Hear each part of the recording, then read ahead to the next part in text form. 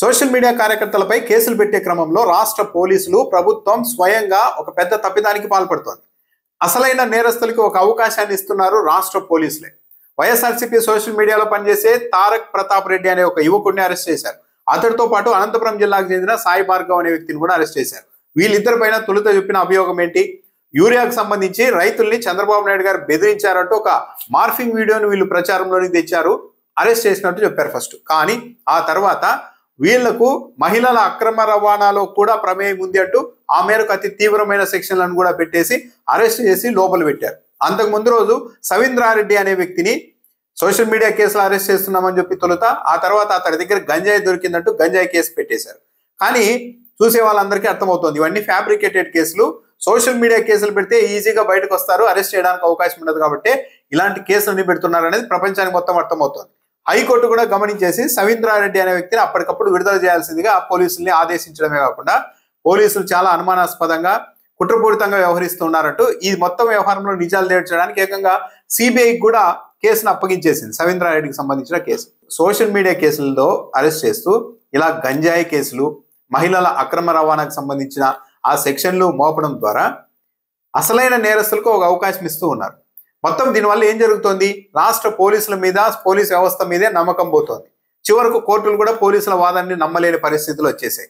మీరు కేవలం సోషల్ మీడియాలో తీవ్రత ఉండదు కాబట్టి ఆ సెక్షన్లకి ఇలాంటి సెక్షన్లు పెట్టి అరెస్టులు చేస్తున్నారని స్వయంగా కోర్టులు అభిప్రాయపడే పరిస్థితి వచ్చేసింది.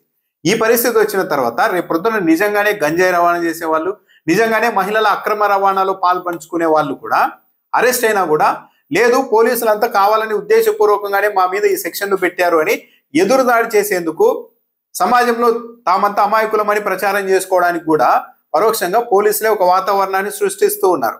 ఎందుకంటే స్వయంగా కోర్టులే ఈ కేసులన్నీ తప్పు అన్నట్టుగా మాట్లాడుతూ ఉన్నప్పుడు, సిబిఐ విచారణ కూడా ఇస్తూ ఉన్నప్పుడు, ఇక అసలైన నేరస్తుల మీద ఇలాంటి తీవ్రమైన శిక్షలు పెట్టిన సమయంలో కూడా వాళ్ళు మేము అమాయకులం, పోలీసులు కావాలని ఇలాంటి సెక్షన్లని పెట్టారని చెప్పి బయట సమాజంలో చెప్పుకుంటూ వ్యవస్థ మీదే ఎదురుదాడి చేసేందుకు కూడా అవకాశం ఇస్తూ ఉన్నారు.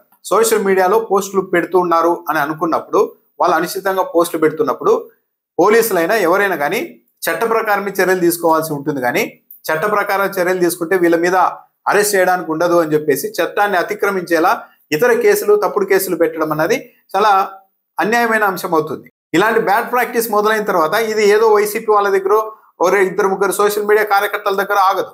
మాకు ఎదురే లేదు, మేము ఎవరి మీదైనా ఎలాంటి కేసులైనా పెట్టి లోపలేసేయగలం అన్న ధీమా ప్రభుత్వంలో, పోలీసుల్లో వచ్చినప్పుడు, ప్రభుత్వం ఇదే కాదు ఇంకో ప్రభుత్వమైనా ఇంకో ప్రభుత్వమైనా ఈ పోలీసులకు అలాంటి ధీమా వచ్చినప్పుడు ఏం చేస్తారు? అమాయకుల్ని కూడా ఏముందో ఒక అర్ధ కిలో గంజాయి తెచ్చి అతడి ఇంటి దగ్గర పెట్టేసి గంజాయి దొరికింది కాబట్టి అరెస్ట్ చేశాం, వెళ్ళండి పెట్టండి లోపల 2 నెలలు 3 నెలలు అనే పరిస్థితి వస్తే ఆ తర్వాత ఇంకా పరిస్థితులు కంట్రోల్లో ఉండవు. పోలీసు ఉన్నతాధికారులు ఒకసారి సమీక్ష చేసుకోవాల్సిన అవసరం ఉంది.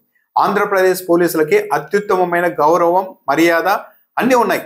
అలాంటి వాటిని, అలాంటి గౌరవ ప్రతిష్టల్ని ఇలాంటి సోషల్ మీడియా కేసుల కోసం మొత్తం తాకట్టు పెట్టేలాగా వ్యవహరించడం మాత్రం సరైనది కాదు. ఇది మొత్తం డిపార్ట్మెంట్కే అన్యాయం చేయడం అవుతుంది.